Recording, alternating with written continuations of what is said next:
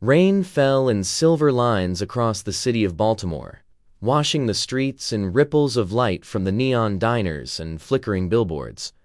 The air smelled of gasoline, wet asphalt, and fried food from the little stalls that stood stubbornly along the curb. At the corner of West Madison and Pine, beneath a torn umbrella, a young woman worked quietly behind a portable food cart. Her hands were swift, flipping sizzling patties, her eyes half hidden beneath a black cap. A cardboard sign read, "Tasha's Burgers, $5 only." To most people passing by, she was just another street vendor fighting the night chill. But she wasn't. Inside the faded leather jacket she wore was a micro-transmitter the size of a coin, connected to a hidden earpiece. Every few minutes, her gloved thumb tapped twice on the card handle, a silent signal that everything was normal.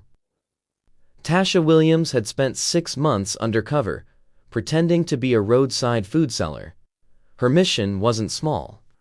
Somewhere in this district, under the cover of a charity front, a former arms dealer named Victor Hensley was rebuilding his network, smuggling military tech and selling it to whoever could pay. Tonight, one of his couriers was supposed to make contact here. She was ready. Then came the reporter. He arrived in a white sedan, camera crew trailing behind. The van's lights were harsh and arrogant, cutting through the rain. The reporter, Derek Miles, was a local celebrity, known for his street exposés. He was tall, in a gray trench coat, his hair slicked back in defiance of the drizzle. He was hunting for viral footage, something that would make the morning broadcast explode. He spotted Tasha's cart. "Hey, let's check this out," he told his cameraman, already rehearsing his grin. He strutted up, waving. "Evening, ma'am. Baltimore News 7. Mind if we talk about your business?" Tasha's eyes lifted, calm and polite. She said, "Sure," voice steady, southern accent soft. She didn't like cameras, but she couldn't risk attention. Still, her cover mattered more than her comfort. "Want a burger?" He laughed too loud. "Maybe after you answer a few questions. You still here every night?" "Yes, sir." "How long you've been doing this?" He motioned to the cameraman. "Get closer. Zoom in." She hesitated, spatula midair. "About 6 months." He gave a mocking whistle. 6 months flipping burgers on a sidewalk, that's dedication. His tone carried that sharp, condescending humor his viewers loved. He turned to the camera. "Folks, this is what hard times look like in our city. Young people, bright future ahead, end up on the streets cooking mystery meat for pocket change." The crew laughed quietly. Tasha's jaw tightened. He pressed further. "What's your dream, sweetheart? You ever think maybe you could do something bigger than this? Maybe get an actual job instead of pretending to run a restaurant?" She said nothing. Her eyes lowered, hiding the flash of anger. He wasn't done. He gestured to her sign. $5 burgers. Let's test the merchandise, shall we?" He bit into one she just finished, exaggerated a grimace, and spat dramatically to the side. "Oh, man. You call that food? You could kill someone with this grease bomb?" The camera caught everything. Her silence, his laughter, the humiliation carved into the scene. Then Derek said the line that would later make the internet burn. Maybe she should try smiling instead of scowling. It might actually help her sell something. The camera cut. The rain thickened. He walked away, smug and careless, stepping through puddles like he owned the street. Tasha stood still for a long moment, burger smoking in her hand. Inside her earpiece, a calm male voice whispered, "Control to Delta 9. You okay?" She pressed the cart handle twice. "I'm fine." But she wasn't. That night, his video went live. By morning, it had 500,000 views. "Reporter exposes rude street vendor," the title screamed across social feeds. Comments poured in. "She looks so cold. What's wrong with people these days? She should be grateful he gave her attention." Derek smiled at his reflection in the mirror of the news station. Ratings were up. He'd already booked an interview on a national morning show. He had no idea he'd just mocked one of the most dangerous operatives in the U.S. intelligence network. At HQ, Tasha's handler, Agent Ramirez, was fuming. "You're sure you want to stay in position after that stunt?" "I can't pull out now. The courier is still coming. If I disappear, the network goes underground again." "Understood, but you're compromised. Everyone's watching that clip." "I'll manage. He doesn't know who I am." 3 nights later, the courier arrived. A man in a leather jacket, nervous, eye scanning the corners. He ordered a burger, handed her a 20, and said quietly, "For my boss, double ketchup." That was the phrase. She turned, pretending to reach for sauce. Her wrist tapped the transmitter twice. Target in sight. But before she could finish the handoff, a familiar voice cut through the air. "Well, look who it is. The Burger Queen herself." Derek Miles, microphone in hand, cameraman in tow. Tasha froze. "What are you doing here again?" she asked, her tone sharper this time. "Oh, I thought I'd check to see if you learned how to smile yet." He laughed, motioning to the cameraman. "We're doing a follow-up. My audience loved you." The courier's face changed. He looked at her, then at the camera. Panic flared in his eyes. "You brought the media?" he hissed. "You crazy?" Tasha turned toward him, whispering urgently, "Wait." But it was too late. The courier dropped the wrapped package he carried, a small metal case, and bolted down the street. "Hey, what was that about? Is this part of the act?" Tasha grabbed her phone, muttered under her breath, "Control, target fleeing east on Madison." Then she ran. Her boots splashed through puddles, rain cutting across her vision.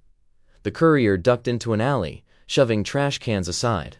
She followed, fast, agile, training taking over. Her jacket tore as she vaulted a fence. He turned, drew a knife, swung wildly.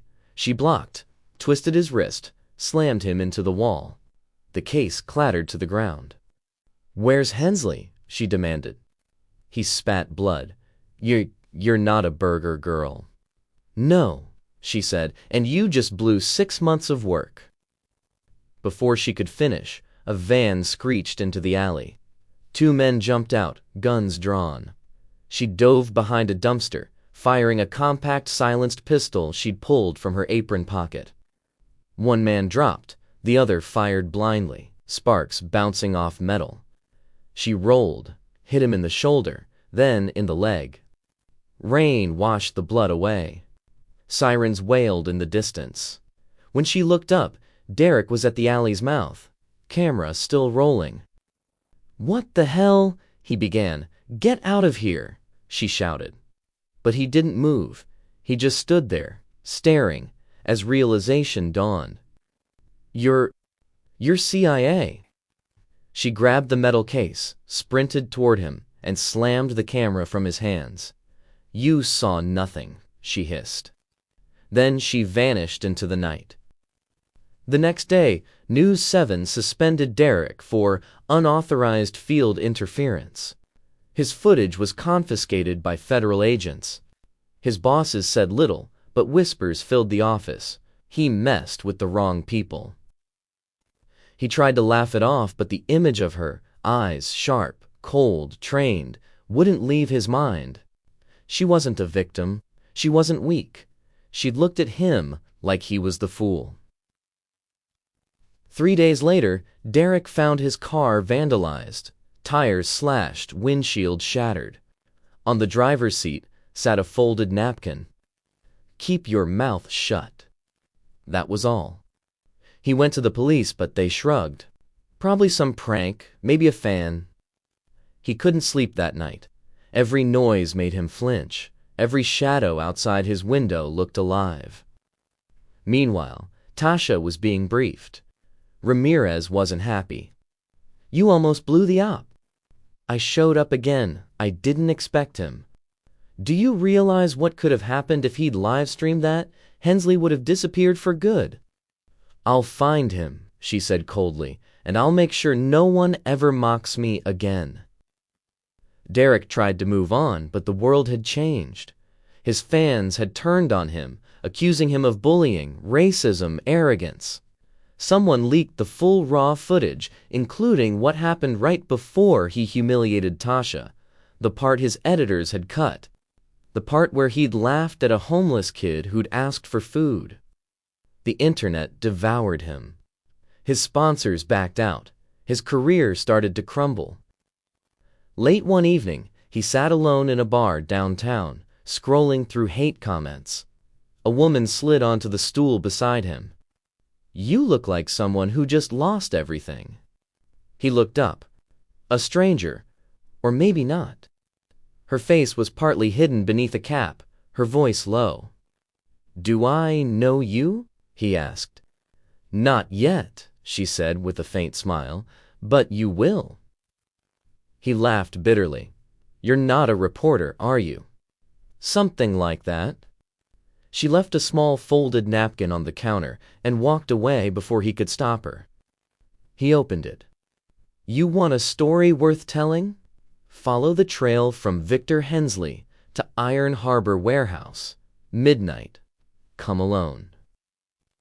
He looked up, but she was gone. Midnight came with fog and silence. Iron Harbor sat on the edge of the water, a forgotten industrial district, rusted cranes and empty docks. Derek arrived in his sedan, camera on the seat beside him. He wasn't sure why he came. Maybe curiosity, maybe guilt, maybe both. He crept inside the warehouse. It smelled of salt, oil, and rot. A single hanging bulb flickered overhead.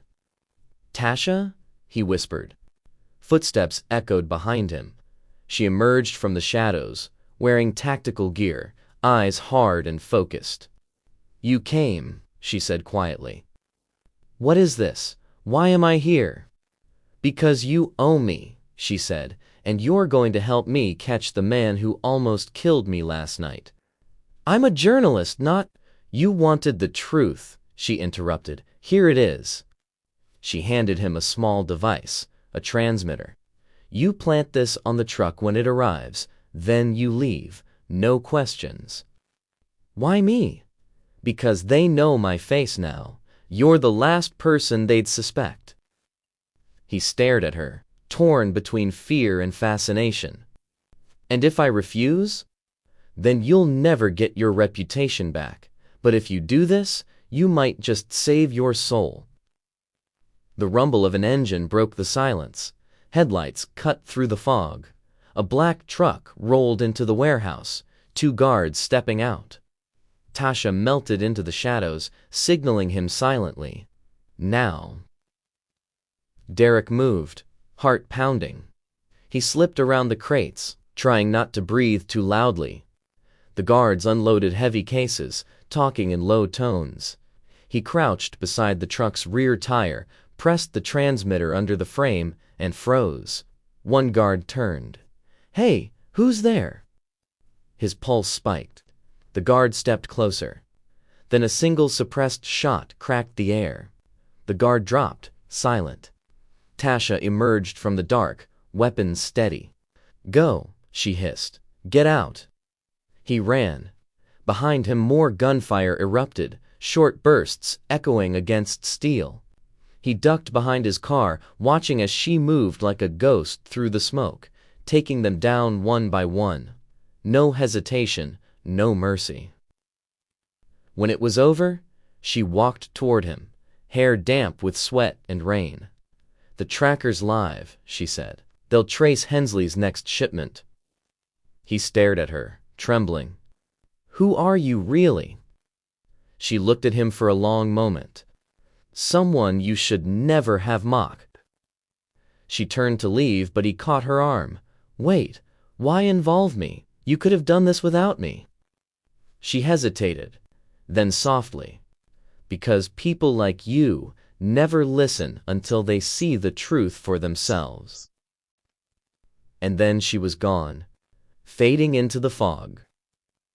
But that wasn't the end. The next morning, federal raids swept through Baltimore's docks.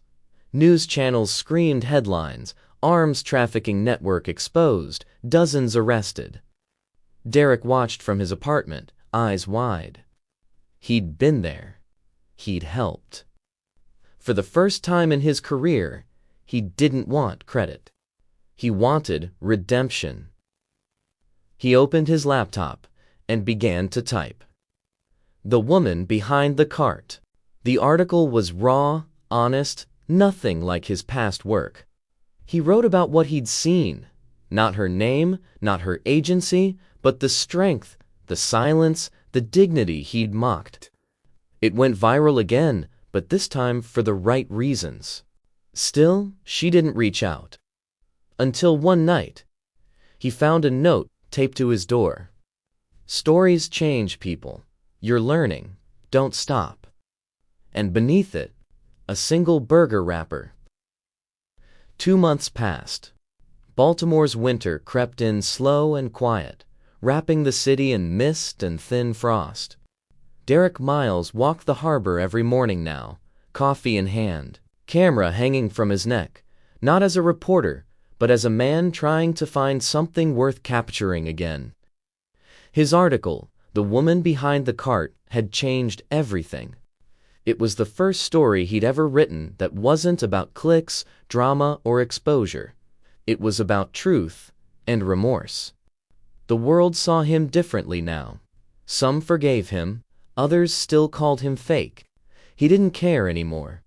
The only opinion that mattered was hers, the undercover agent who vanished like smoke after that night. Tasha Williams. Sometimes he wondered if she'd been real at all. In Washington, D.C., Tasha sat in a dimly lit debriefing room inside a secure CIA facility. The walls were bare steel. A single fluorescent light hummed overhead. Across from her, Agent Ramirez flipped through a thick file marked Hensley Network Terminated. "You did good work," Ramirez said. "The data from that tracker led us to 3 major buyers. Hensley's on the run, but he's got nowhere left to go." Tasha leaned back, silent. The scar on her shoulder still ached from the Iron Harbor shootout. She'd been through worse, but this mission had burned her deeper than she expected. "Something's on your mind," Ramirez noted. She looked up. "We used a civilian. He volunteered. He didn't understand what he was walking into." "Maybe not," Ramirez said calmly. "But he helped close a case that's been open for 4 years. You should be thanking him." "I don't do thank yous," she said coldly, rising to leave. Ramirez smiled faintly. "You should learn. He's not the same man you met." That evening, she received a message on her secure channel, encrypted, but with a familiar signature code, a string that only one civilian she'd ever met could have guessed. It read simply, "If you ever need to tell your side, I'll listen. By DM." She didn't reply, but the message stayed in her mind like an echo. 3 weeks later, a name resurfaced: Victor Hensley.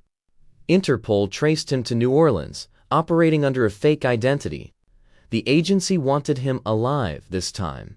He had information about a larger arms syndicate. Tasha was reassigned. The mission: locate, confirm, and extract.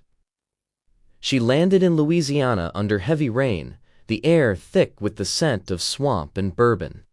Her cover this time was simple: a traveling food vendor again, operating near the French market, blending with the chaos of street jazz and tourists.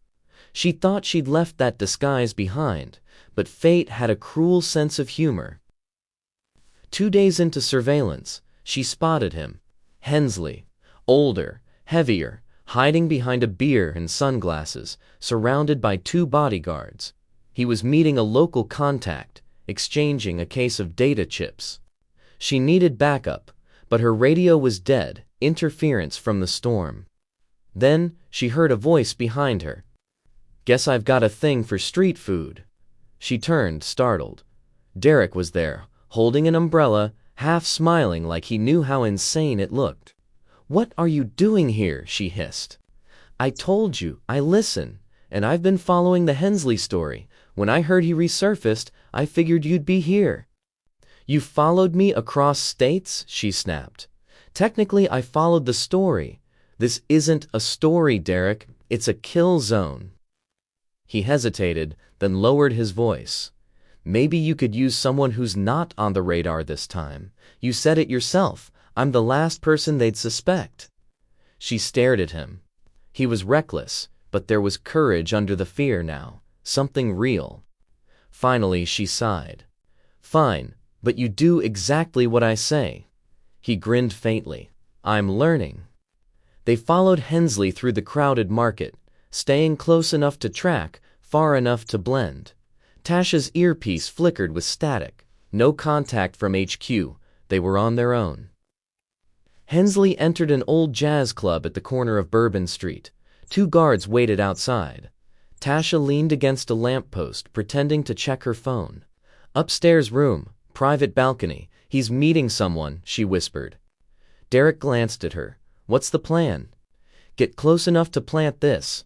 She handed him a micro-camera disguised as a lighter.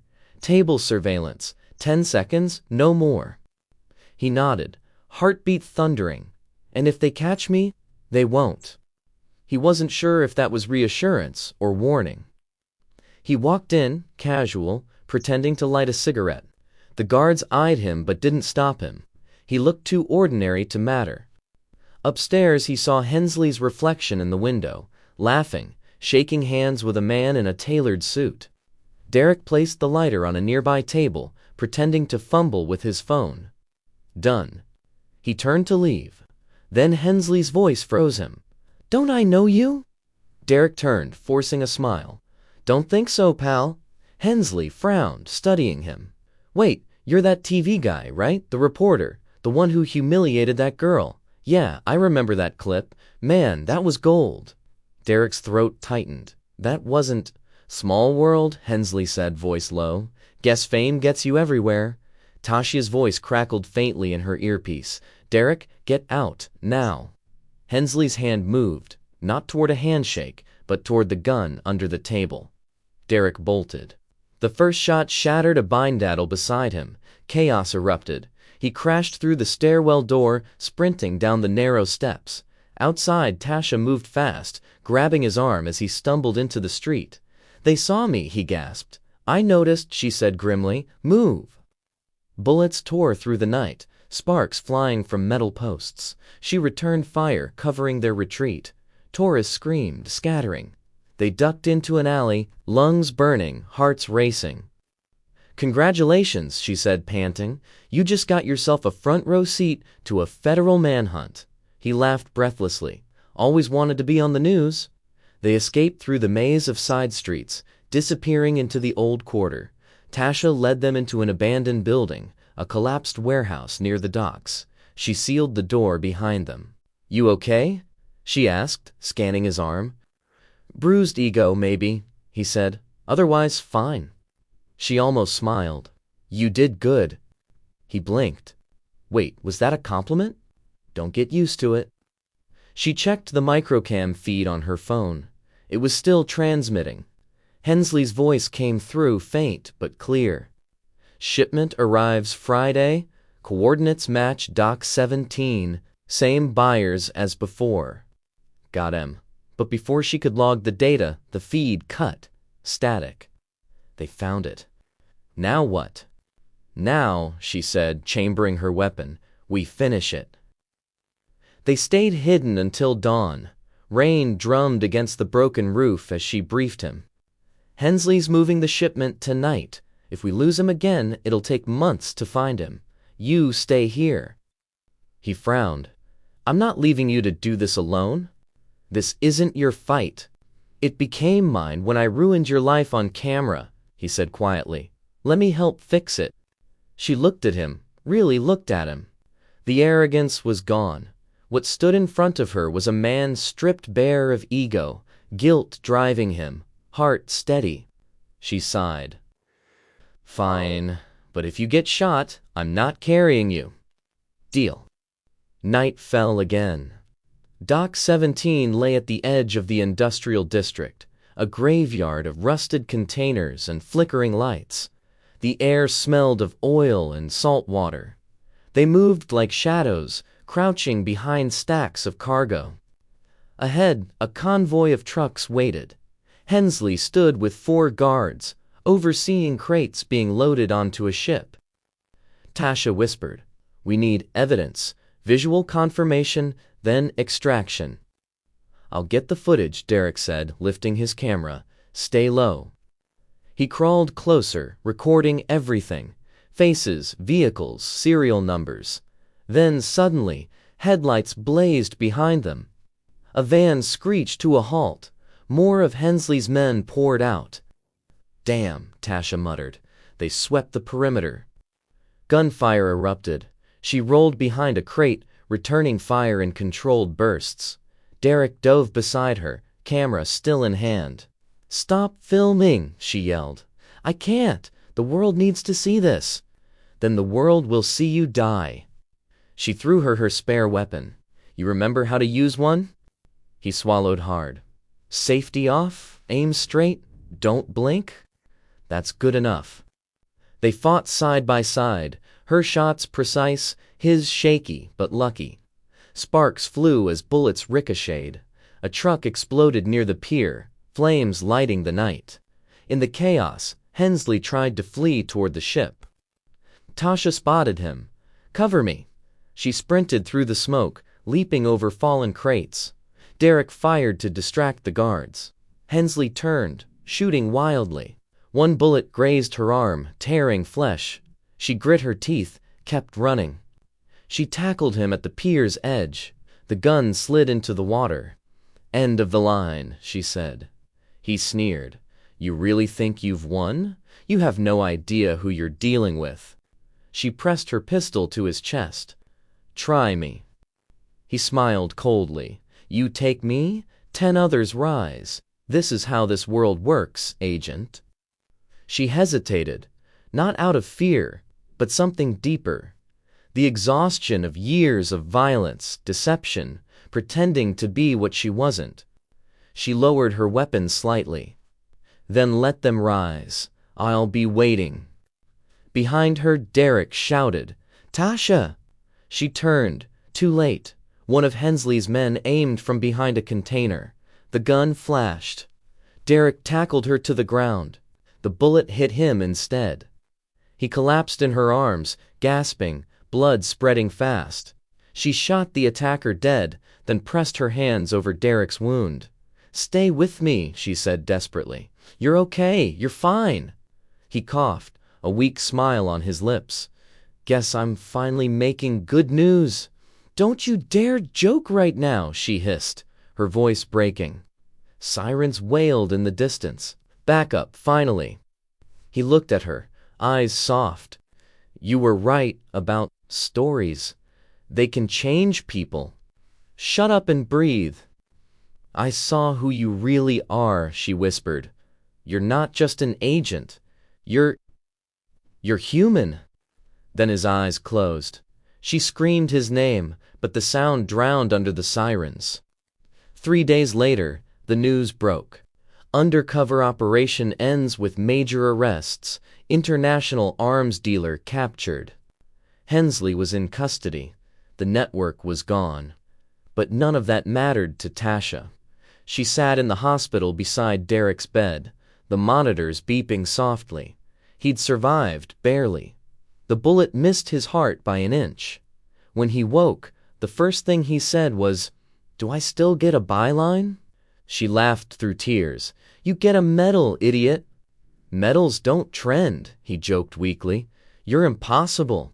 "Yeah," he said, smiling faintly, "but you didn't walk away this time." She looked at him, eyes soft. "No, not this time."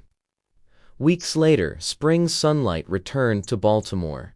The city felt alive again. Near the harbor, a small food cart reopened.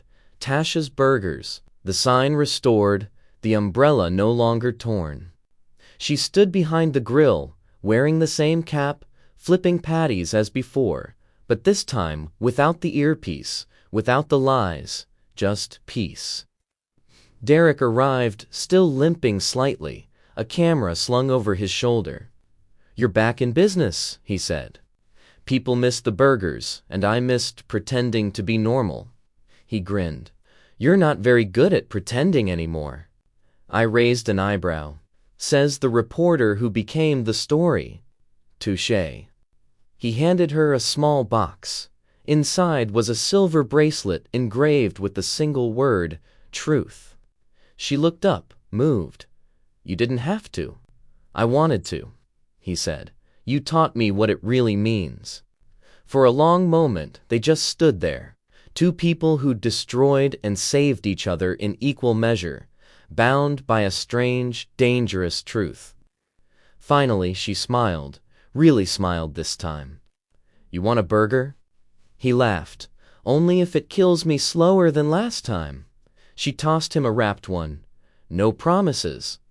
As he took a bite, rain began to fall again, gentle, clean, not the harsh storm from before. The world had shifted. So had they. The camera around his neck blinked red, recording, but not for fame, just for memory. He turned to her. "You ever think of quitting the agency?" She shrugged. "Every day." "And?" "And then I remember, someone has to keep the wolves from the door." He nodded. "Then I'll keep telling the world about it." "Fair trade," she said softly. They watched the rain fall over the harbor, two unlikely allies sharing quiet redemption. Behind them, the city lights shimmered on the wet streets, reflections of who they were and who they had become. Every story reminds us, never judge people by what you see on the surface. Behind every quiet face there might be strength, pain, and purpose you can't imagine. If this story moved you, don't forget to like, share, and comment your thoughts below. Your words inspire the next story. And if you love powerful stories like this one, subscribe to our channel and press the bell icon so you never miss the next twist that life has to offer.